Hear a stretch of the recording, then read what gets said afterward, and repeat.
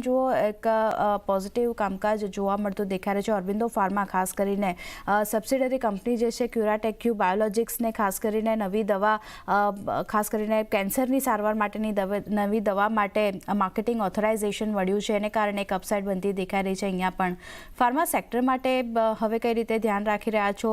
Healthcare કે પછી diagnostic જો વાત કરી લઈએ તો કયા સેક્ટર પર ધ્યાન આપવું? આ ત્રણેયને અલગ અલગ ના જોઈ શકો આરતી. તમારે એક સમીકરણ સાથે રાખવું જોઈએ, ફાર્માનું, ડાયગ્નોસ્ટિક્સ કંપનીનું અને હોસ્પિટલ્સનું, કારણ કે આ ત્રણેય સમીકરણ બનીને આખો એક બ્રહ્માંડ બને છે. તો ફાર્મામાં દિગ્ગજ કંપનીઓ, ફાર્મા ક્ષેત્રમાં તો દિગ્ગજ કંપનીઓ પર તો રોકાણની ભલામણ છે, પણ અમુક મિડ કેપ ફાર્માસ્યુટિકલ કંપનીઝ છે જ્યાં આગળ વધારે પડતું અમને આકર્ષિત લાગે છે. ઓરોબિંદો ફાર્મા, નાટકો pharma, Zydus life, Zydus wellness, Glenn pharma કરીને કંપની છે, સીડીએમઓથી જોડાયેલી જે કંપનીઓ છે. હાલમાં એક આઈપીઓ આવેલો એકમ્સ ડ્રગ્સ કરીને,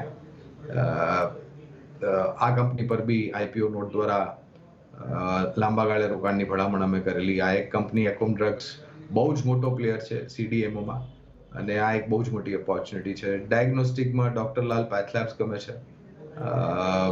હેલ્થકેરમાં હોસ્પિટલમાં અપોલો, નારાયણ રુદાલા અને ફોર્ટિસ હેલ્થકેર, આ બધી કંપનીઓ પર ધ્યાન આપવું જોઈએ.